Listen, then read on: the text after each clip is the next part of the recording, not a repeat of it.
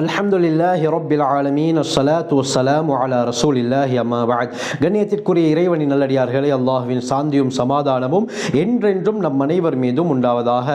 நபிமார்களுடைய வரலாறு பாடத்தொடரில் 6வது வகுப்பில் இன்று இருக்கிறோம். இதற்கு முன்னால் நடந்த பாடங்களை முழுமையாக நீங்கள் கற்க வேண்டும் என்று சொன்னால் அதனுடைய ஃபுல் பிளேலிஸ்ட்டை கீழே டிஸ்கிரிப்ஷன் பாக்ஸில் தருகிறேன், செக் பண்ணி பார்த்து கொள்ளுங்கள். அதிகமான பிரயோஜனங்களை நீங்கள் அடைந்து கொள்வீர்கள். கடைசி பாடத்தில் ஹதரத் ஆதம் அலைஹிஸ்ஸலாம் அவர்கள் எப்படி படைக்கப்பட்டார்கள் என்ற விடயத்தை நாங்கள் தெளிவாக பார்த்தோம். அல்லாஹ் சுப்ஹானஹு வ தஆலா சூரா பக்ராவுல அவனுக்கும் மலக்குமார்களுக்கும் நடந்த ஒரு உரையாடலை பற்றி கூறுகிறான். அதாவது வைத கால ரப்புக லில் மலாயிகதி இன்னி ஜாஇலுன் ஃபில் அர்தி ஹலீஃபா, மலக்குமார்களை பார்த்து நான் பூமியிலே ஒரு பிரதிநிதியை படைக்கப் போகிறேன் என்று சொன்னோன மலக்குகள் என்ன சொன்னார்கள்? அத்தஜஅலு ஃபீஹா மை யுஃப்ஸிது ஃபீஹா வ யஸ்ஃபிகு திமா, குழப்பங்களை உண்டு பண்ணக்கூடிய, இரத்தத்தை ஓட்டக்கூடிய படைப்பையா நீ படைக்க போகிறாய்? வனஹ்னு நுஸப்பிஹு பிஹம்திக், உன்னுடைய புகழை கொண்டு உன்னை நாங்கள் புகழ்ந்து கொண்டு தானே இருக்கிறோம். வனுகத்திஸு லக், உன்னை நாங்கள் தூய்மைப்படுத்திக் கொண்டு தானே இருக்கிறோம். அப்படி இருக்க ஏன் இன்னொரு படைப்பை, அதுவும் குழப்பம் செய்யக்கூடிய, இரத்தத்தை ஓட்டக்கூடிய ஒரு படைப்பை நீ படைக்க போகிறாய் என்பதாக அல்லாஹ்வை பார்த்து இவர்கள் கேட்டார்கள். இந்த ஆயத்துக்கு கீழால அல்லாமா ஹாஸின் ரஹ்மத்துல்லாஹி அலைஹி அவர்கள் தங்களுடைய தஃப்சீரிலே கூறும் பொழுது மலக்குமார்களுடைய உள்ளத்திலே ஒரு எண்ணம் இருந்தது. என்ன? நாம் தான் அல்லாஹ்வை அதிகம் புகழ்ந்து கொண்டிருக்கிறோம், திக்ர் செய்து கொண்டிருக்கிறோம், நாம் தான் ஏனைய படைப்பினங்களை விட அதிகமாக அறிந்தவர்கள் என்பதாக ஒரு விதமான எண்ணம் இருந்தது. எனவே தான் அல்லாஹ் சுப்ஹானஹு வ தஆலா மலக்குமார்களிடத்திலே நான் என்னுடைய முக்கியமான ஒரு படைப்பை படைக்க போகிறேன் என்பதாக அல்லாஹ் கூறினான். அந்த நேரத்தில் மலக்குகள் என்ன சொன்னார்கள்? நாம் போதாதா யா அல்லாஹ், நாம் தான் உன்னை திக்ர் செய்து கொண்டு, உன்னை துதித்து கொண்டு, உன்னை புகழ்ந்து கொண்டிருக்கிறோம், ஏன் இன்னொரு படைப்பை நீ படைக்க போகிறாய் என்பதாக இவர்கள் கேட்டார்கள். இந்த நேரத்தில் அல்லாஹ் சுப்ஹானஹு வ தஆலா என்ன சொன்னார்? கால இன்னி அஅலமு மா லா தஅலமூன். சூரா பக்ராவுடைய 30வது வசனத்தில் அல்லாஹ் இதை பற்றி தெளிவாக கூறுகிறார். அல்லாஹ் மலக்குகளை பார்த்து நீங்கள் அறியாத விடயத்தை நான் அறிந்திருக்கிறேன் என்பதாக அல்லாஹ் மலக்குமார்களுக்கு பதிலளித்தான். அது மட்டுமல்லாமல் ஆதம் அலைஹிஸ்ஸலாம் அவர்களுக்கு எல்லா விடயத்தையும் அல்லாஹ் கற்றுக் கொடுத்தான்.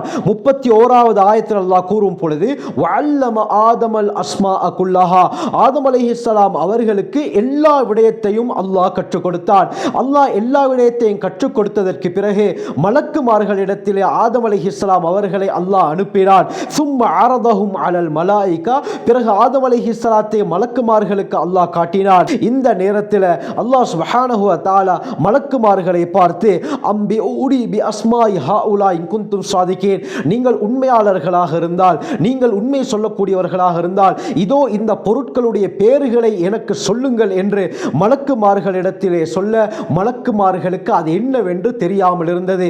அதற்கு பிறகு ஆதம் அலைஹிஸ்ஸலாத்தை பார்த்து இது என்னவென்று கூறுங்கள் என்று சொன்னதும் ஆதம் அலைஹிஸ்ஸலாம் அவர்கள் ஒவ்வொரு பொருட்களுடைய பெயரை சொல்ல ஆரம்பித்தார்கள். இந்த நேரத்தில் தான் மலக்குமார்கள் தங்களுடைய எண்ணம் தவறானது என்பதை ஒத்துக்கொண்டு அல்லாஹ்விடத்திலே சொன்னார்கள், சுப்ஹானக் யா அல்லாஹ், நீ பரிசுத்தமானவனாகிவிட்டாய், லா இல்ம லனா இல்லா மா அல்லம்தனா, நீ எங்களுக்கு எதை கற்றுத் தந்தாயோ அதை விட வேற எந்த ஒரு அறிவும் எங்களிடத்திலே கிடையாது. இன்னக அன்தல் அலீமுல் ஹக்கீம், நீ தான் மிகவும் அறிந்தவன், நீ தான் மிகவும் நுட்பமுடையவன் என்பதாக மலக்குகள் தங்களுடைய எண்ணத்தை சீர் செய்து கொண்டார்கள். ஆதம் அலைஹிஸ்ஸலாம் அவர்கள் உயர்ந்தவர்கள் என்பதை விளங்கிக் கொண்டார்கள். இந்த ஆயத்துக்கு கீழால்தான் நம்முடைய அஹ்லுஸ் சுன்னா வல் ஜமாஅத்துடைய அகீதா என்னவென்று சொன்னால் மனிதன் மலக்குகளை விட சிறந்தவன் என்பதாக இந்த ஆயத்துடைய விடயத்திலே கூறுகிறார்கள். ஏன்? மலக்குகளுக்கு தெரியாத எத்தனையோ விடயத்தை அல்லாஹ் சுப்ஹானஹு வ தஆலா ஆதம் அலைஹிஸ்ஸலாம் அவர்களுக்கு கற்றுக் கொடுத்திருந்தான்.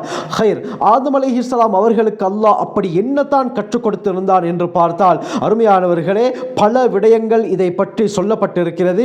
எந்த அளவுக்கு என்றால் ஹஜ்ரத் இப்னு அப்பாஸ் ரலியல்லாஹு அன்ஹு அவங்க சொல்றாங்க, அல்லமஹு இஸ்ம குல்லி ஷை, எல்லா விடயத்துடைய பெயரையும் அல்லாஹ் ஆதம் அலைஹிஸ்ஸலாம் அவர்களுக்கு கற்றுக் கொடுத்தான். ஹத்தல் கஸ்அதி, ஒரு பாத்திரம், சாப்பாடு உணவருந்தக்கூடிய அந்த பாத்திரத்துடைய பெயரையும் அல்லாஹ் சுப்ஹானஹு வ தஆலா ஆதம் அலைஹிஸ்ஸலாம் அவர்களுக்கு கற்றுக் கொடுத்திருந்தான்.